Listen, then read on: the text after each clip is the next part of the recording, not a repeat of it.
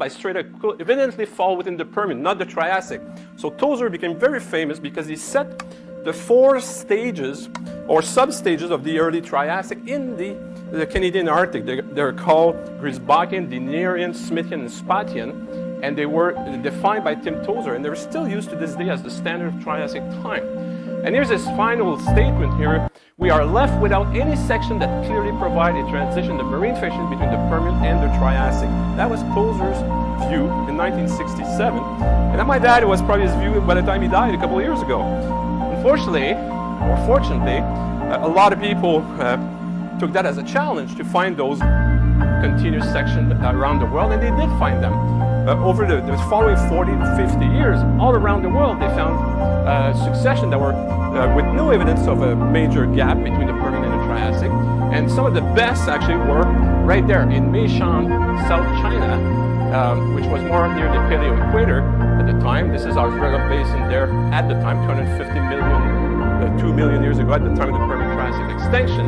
And there they found in one bed, you know, the proper fossils, and those fossils are called conodonts. Conodonts were worm-like animals, little worms that swimming in the ocean. And what is preserved is actually the teeth of these animals. And this is part of the jaw or the teeth of one of these tiny little worms. And these things have evolved dramatically across the Permian and Triassic boundary. And there's one species called Indiotis parvis, which is recognized now as the marker of the base Triassic around the world. So this is Meishan, China, where what we call the global stratotype line and point is in the rocks here. There's a big theme park and everything there. It's unbelievable. The Chinese put a lot of money to put their finger on that boundary, and they got it right, I might add. One thing though, the mass extinction here, you can see here that this red arrow is not at the Permian-Triassic boundary. It's slightly a bit lower, and it doesn't seem like just a few centimeters here, but that few centimeters is as much as 100,000, maybe up to 600,000 years. So this is very, very condensed here in this succession. But the mass extinction is within the late Permian, so now we talk about the latest Permian extinction, or the end Permian extinction, as opposed to the Permian-Triassic extinction. So something to remember, the extinction is high in the Permian-Triassic boundary is somewhere higher. All right, so let's go to the Zvergov Basin. This is what we did, Steve Grasby and I, in 1999. We said, listen, you know, everywhere around the world, these Permian-Triassic continuous sections are popping, and we're still sitting in our office in Calgary being told by our masters that don't even bother, we don't have it. And Steve and I just couldn't take that as an answer. This is what young people do. You challenge your masters, right? And I always encourage my students to do that with my own stuff. Well, that's what I did with the stuff of Boris Steinson and Tozer and Nazicha. And I said, listen, that basin is a big sag basin. It's a big gaping hole there. You can see that. This is slope and basal facies surrounded by a shallow water carbonate shelf system. So that's like carbonate shelf and surrounding, you know, a deep water hole. Not as deep as the modern ocean, but probably now we know about 1 or 2 kilometers deep. So surely you must have in this area somewhere a continuous section across the Permian-Triassic boundary. It just makes no sense that the whole basin was emptied of its water, you know, 1,000 meters, maybe more worth of water at the end of the Permian. It makes no sense whatsoever, but we had to prove it, so we went to prove that. And first place to prove it was in seismic profile. That's the first thing we did. The industry had shot some seismic in the Western Arctic, Sabine Peninsula and Melville Island. And here you can see these railroad tracks here. They're good carbonates and they're middle Permian carbonates. So this is where the last fossils, good recognizable fossils that you could date, were found in this Zvergov Basin. They're ammonoids, they're brachiopods, you know, they're good fossils. But then we were able to prove that you could follow these reflectors, right? And there's actually a very thick late Permian wedge of chert, that's siliceous sediment, right, you know, between those last dated beds and the Permian-Triassic boundary. We're talking as much as 1 kilometer of strata here on this seismic profile. And then when I did my PhD in the mid-80s, I found exactly the same thing in southwest Ellesmere Island. You can see here the Permian-Triassic boundary is at very sharp contact here. This is the Blind Fjord Formation. This is all chert here. And here's the last carbonate, just like we saw on seismic profile. The last carbonates with dated fossils, and they disappear. You know, the carbonates just shale out into a deep water shale, you know, a siltstone. So this is deep water, it shallows up here, but there's another sequence right on top here. This is good, clean, shallow water spiculitic chert. And spicules, I'll show you what a spicule is, essentially a remnant of a siliceous sponge. And then we trace these beds laterally into deeper water, and sure enough, we found some equivalent chert, but this time darker, deeper water. But sure enough, this is the Permian-Triassic boundary right there. The same sequence was there. And we went that way deeper and deeper and deeper and got more and more and more of that succession. So surely it was there. So in one of our recent, well, the first contribution which Steve and I came out with was to put all the stratigraphy together, and we therefore came up with two different names, new names, to account for that upper Permian sequence that had been ignored by our previous scientists, right? So the Lindstrom Formation, that's the white chert going into the black stripe formation, that's the black chert and shale. And we got the fossils as well, again, conodonts with Charles Henderson of the University of Calgary. We sample like crazy, and now we're not talking about an environment that's as productive as Meishan, but still some of the key conodonts are there. We did find a few in the late Permian there that are characteristic, and we found certainly the early Triassic one, including our friend Hindiotis parvus, which is the global marker for the base Triassic, right? And so we put that together, and then we put that in a sequence stratigraphic framework, which means the packages of rocks between those unconformities, and we realized, studying this in great detail with Steve Grasby, we cross-section again from the shallow stuff to the deep water stuff. What Steve and I did after that, just to prove, you know, we were totally convinced it was continuous, but just to prove it, we used stable isotopes across all these sections here to try to prove that it was continuous sedimentation. So we look at this area here. This is a type section of the Lindstrom Formation at Lindstrom Creek. So you can see the white rocks here is very resistant, yucky looking. It's all chert. This thing will rip your boot to shred. They're absolutely full of sponge spicules. In outcrop, this is a finger here, a dirty finger. You can see these cross beds here. These are what we call homoky cross-stratified structure. They represent storm deposits. In other words, this is a proof that it was very shallow water, not deep water for that chert. And then this is what the thin section will show. This is what you see under a microscope. You've got little sticks, you know, and these are sponge spicules. I don't have a scale here, but one little stick like this might be 0.5 millimeter long, and you can see how thin they are, but extremely well preserved. You see the internal canals, they're all siliceous. It is pure SiO2, like quartz, but it's actually calcite in a different form of quartz. But that's pretty much all you have in this entire late Permian succession is sponge spicules, right? So everything else had been eradicated. All those calcite-secreting organisms, the brachiopods, the bryozoan, the echinoderm, the ammonoid, everything had been eradicated. No wonder they could not find the right fossils to date the rocks. They weren't just not there. Something bad happened even prior to the late Permian extinction. So the environment here is what we call the glass ramp. It's an environment, this is the shoreline here, and this is the deep water here. And this is an environment what we call the carbonates factor. It was essentially non-existent. It was gone, right? On the other hand, what we call the silica factor was very productive and extended from very shallow water to very deep water, right? All these spicules, all those sponges were happily invading every single ecological niche on that shelf. And it's not just the Sverdlov Basin. This is a Sverdlov Basin here, but it's a phenomenon that we see all along the western margin of what we call Pangaea. Pangaea is the big supercontinent in the late Permian.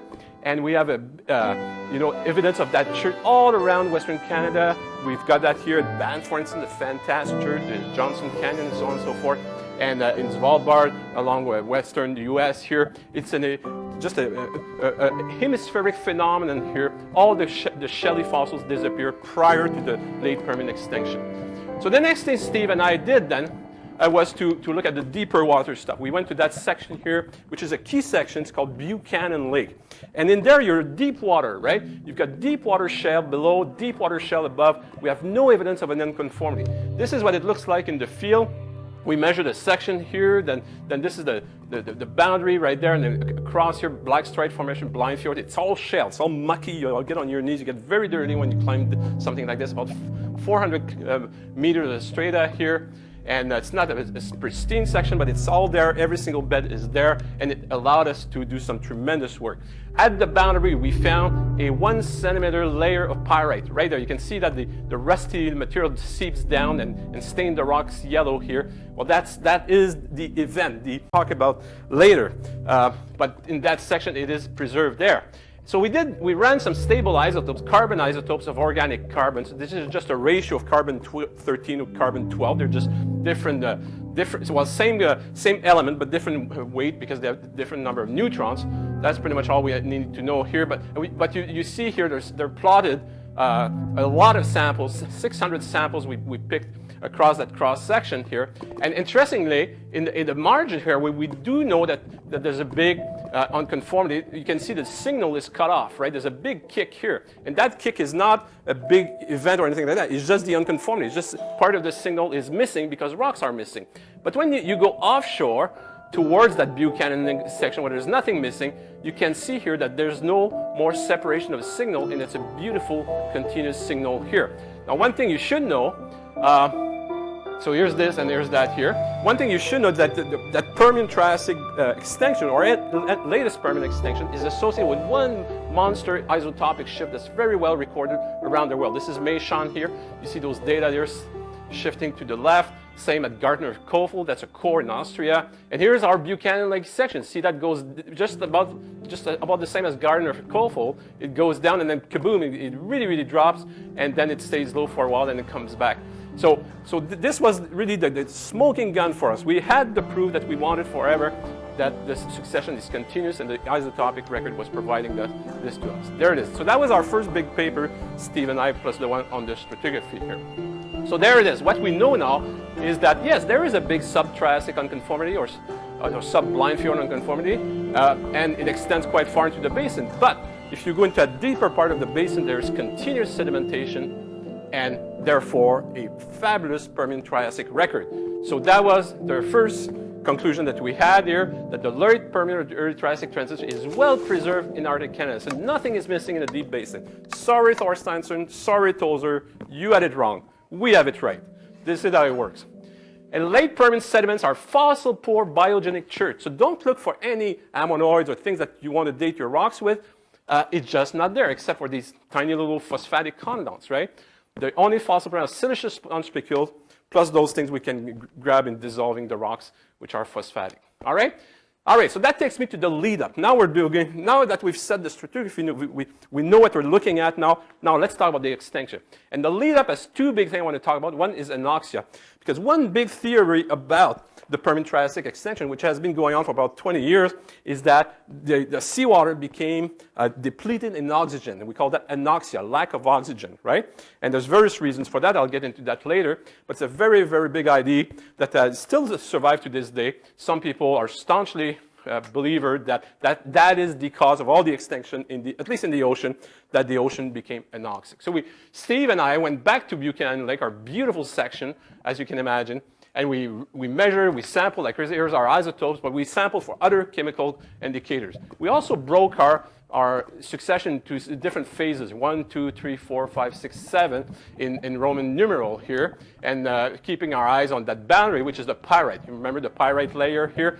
That's iron sulfide right there. You've got more iron sulfide higher. You've got some carbonates here. So what we did, we just ran a whole bunch of chemical indicators. And you don't need to be a geochemist here to understand what I'm telling you. I don't even understand it myself. Probably Steve is the expert here. But the key thing here, this is our boundary between the Black Stripe Formation and the overlying Blind Fjord Formation. So that is the event. That is the late LP, latest Permian extinction event right there. And you can see a number of indicators. First of all, this is total sulfur here with those pyrite layers. You can see it increases the boundary and then decreases here. This one is molybdenum on aluminum here. You can see it increases to the boundary and decreases again. This one is nickel, right? And decreases. And then finally, chromium. Look at that. That's a beautiful trend, as good as a trend you'll ever get in your life. All of these are indicators of anoxia. Because you can only, sequestrate those kind of elements in your rocks if the conditions are without oxygen. So those are dead ringer, especially the pyrite layers there of anoxia.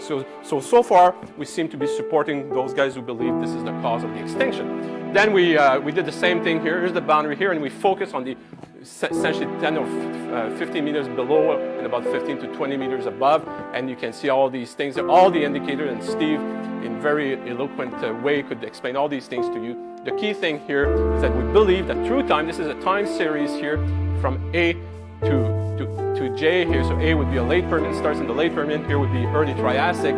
Through time, sea level has gone up, but also at one point you start developing anoxia in the deep basin, and that anoxia, they started here, and then it got shallower and shallower and shallower, and you reach that peak here right at the extinction level, which is right there. And I'm just going to increase that. This is when the shelf itself, that is the shallow water area where all those fossils should be living, became under not only anoxic condition, but what we call euxinic condition. In other words, there was so little oxygen in the ocean that now pyrite was precipitating right out of seawater. It was raining down to the bottom floor, and therefore you see that continuous pyrite layer. There's very few places in the world where we see that right now. One is the Black Sea, where the Black Sea is very stratified, about 200 meters below the surface. You get into very anoxic water and even euxinic water, and pyrite rains down to the bottom. So far, so good. Now, then we took another step with a fellow geochemist from Germany, Joachim Nies, and this time we look at the stable isotopes of nitrogen. So again, very complicated diagrams. Don't worry about them. Myself, I don't understand them all. A couple of things here. One is what we call a lycopene here. It's a biomarker, and then all kinds of indicators of anoxia or various things. And so we looked at this here. This is the isotopes here, the carbon to nitrogen ratio. Very important. So you can see trends here, declines as you go up.